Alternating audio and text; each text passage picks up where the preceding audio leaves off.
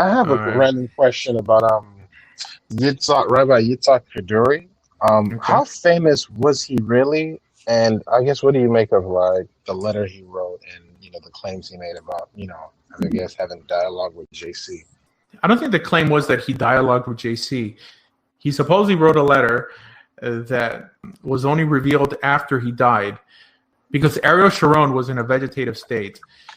Ariel Sharon was a prime minister on the right who actually gave back Gush Katif, but he said that when he died or when he became brain dead, you should read the letter. And the letter said not that the Messiah was Jesus, but something having to do with Yeshua, the word Yeshua. If you personally ask me, I believe that he believed in Jesus. They've interviewed a lot of his students who also confessed that he secretly believed in Jesus, as weird as that may sound. Because I'm of the personal opinion that every Kabbalist is a closet Christian. Not that they all acknowledge Jesus, but that they're potential Christians.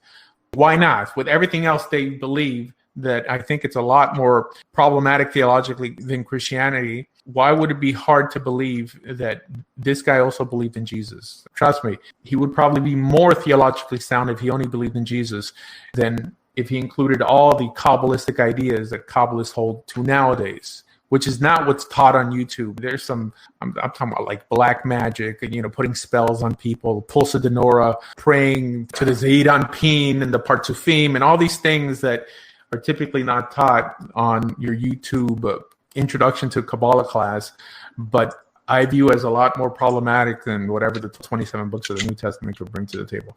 So I personally believe that, yeah, he believed in Jesus. When he was alive, how famous was he? Like in terms of his status, how would you? I guess he was as famous as the Baba Sali was. He was pretty famous. When did he die? 2006. He wasn't as famous as Shlomo Zalman Auerbach, but it's really two camps. Some people in Israel are famous because they're Mekubalim, and some are famous because they're teachers of halacha. No, he was pretty famous. Yeah, the reason I asked is because when I was a Christian, there was this pastor named Pastor Carl Gallups who has a church, I think, in somewhere in the Pensacola area in the Panhandle, and basically he wrote a book about him, and of course he did his research, and he basically used all the information that he collected to write a book to basically justify his beliefs, his Christian beliefs. And he kind of made it seem like it was a big deal at the time. And of course, after I no longer believed in JC and left Christianity, it just kind of like I'm trying to look at it from a different lens, from a Jewish lens, and trying to understand if there's anything there. Mm-hmm. So that's why I asked. I wouldn't say he speaks for the Jewish people.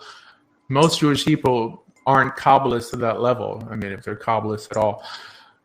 If he held that belief, by the simple fact that he kept it secret, is because he knew that the vast majority of Jews wouldn't have gone along with it. As a matter of fact, the argument is that that's not really what the letter was pointing to, but by the simple fact that his son came out very forcibly saying that it was a forgery meant that it was destructive. It wasn't just a letter that meant something else, that this letter points to an idea that maybe he believed in JC. From a Jewish perspective, not that he was for not keeping Shabbat and not keeping mitzvot, but just to incorporate him as the Messiah, I don't see that as problematic as all the other things that Kabbalists have brought to the table. But I'll tell you, many rabbis also don't view that as idolatrous. It doesn't teach that he believed that Jesus was God. The notion of someone being God has been represented in many different ways in the Kabbalistic world. But like I always say on the show, that there's a notion in Chabad that the Rebbe is the divine essence in bodily form. This is something that they won't deny that the Rebbe said, but they'll say, oh, well, you don't understand what that means. That doesn't mean that he's God in the flesh, but that God is in him, almost like God is in you, but more in him. There's different ways to express it. Just when it's expressed in English in a non-Mosaic framework, it sounds more foreign. If it's said in a Jewish way, then Jews will tolerate it. That's just the way it is. I've heard people over-embellish the existence of other rabbis. If you would translate everything they're saying in Hebrew into English, it would sound almost idolatrous, but it's not. It's really a veneration. There's a lot of veneration done in the Jewish world, just like in the Christian world, just how Catholics venerate saints. Now, what do you think a saint is in Hebrew? A saint is a tzaddik. So what do you do when you go to a grave and even prostrate on a grave, write letters to the cadaver? You're venerating this individual for many different reasons. He could have been a great Torah scholar, but whatever. And you could be venerating him in different ways. You could be saying that in the merit of his study, God shall listen to you. Whatever. All these things are not endorsed in the Torah. Now, the Torah does prohibit beseeching the dead. I'm not sure how people get around that. Putting that mitzvah aside, I mean, just to really be done the chavzchut, to give people the benefit of the doubt. For sure, it's different than the idolatry done in the old days. Beseeching the dead as a form of idolatry, not connected to the God of Israel, that is clearly what the Torah is aiming at here. If someone is trying to figure out where Moses was buried, to use that as a catalyst to come closer to God, I see it as foolish, but I don't see it as in line with the idolatry that the Torah is prohibiting. But still, it shouldn't be practiced. It's almost there. It could for sure open the floodgates to something worse. And that's really the war that rationalists have against Kabbalists. Not that it's necessarily idolatry, but it could lead to weird things. And this is what we've seen with Shabtai Tzvi, with Jacob Frank. I remember I interviewed a Lubavitcher once who was saying on my show that the Hasidic movement came from the students of Shabtai Tzvi.